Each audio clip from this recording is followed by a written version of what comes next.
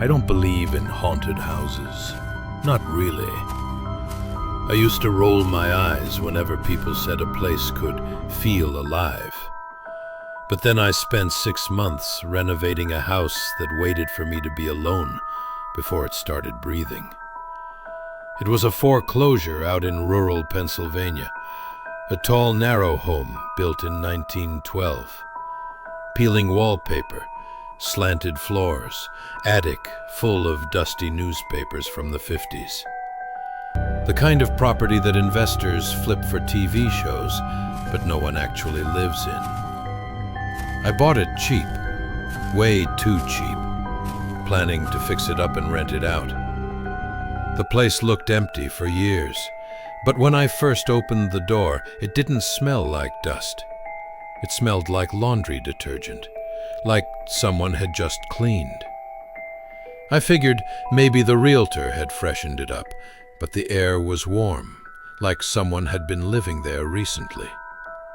And in the living room, on the coffee table, there was a coffee cup, still half full.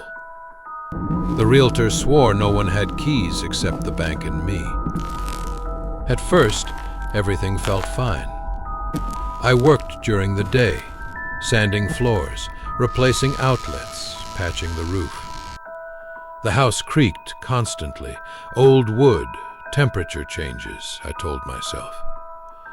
But every night around 11, something strange happened. The air would go still, like the wind stopped outside.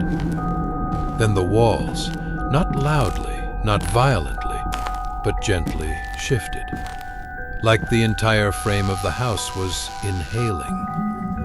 You could hear it if you stood in the hallway, this deep, hollow sound, a drawn-out breath through the vents. I told myself it was the plumbing, until one night I was eating takeout in the kitchen and the ceiling light flickered.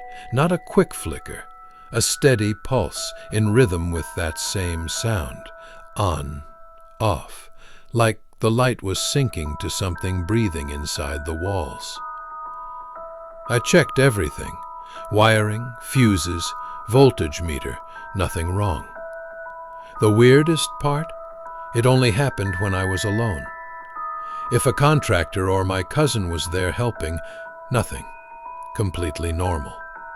The moment they left, the air got heavier. And the quiet wasn't empty. It was listening. By month 2, I stopped sleeping there. I'd leave the work tools, the ladder, everything inside, but I'd drive back to my apartment each night. Then one weekend, I decided to stay. I told myself I was being paranoid.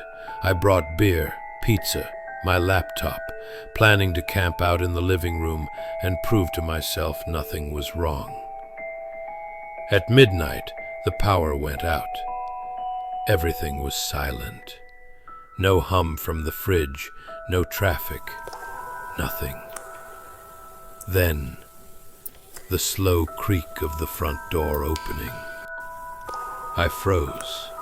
The security camera app on my phone still worked, battery powered. I checked the feed. Front door wide open, empty porch. No one there. I got up, walked to the door, closed it, locked it, went back to the couch. 5 minutes later, the camera buzzed again. Door open. This time, I didn't check the screen. I just stared at the door from across the room. And it closed. By itself. Softly. Like someone didn't want to wake me. Over the next week, it escalated. When I came back during the day, I'd find small changes. A chair moved an inch.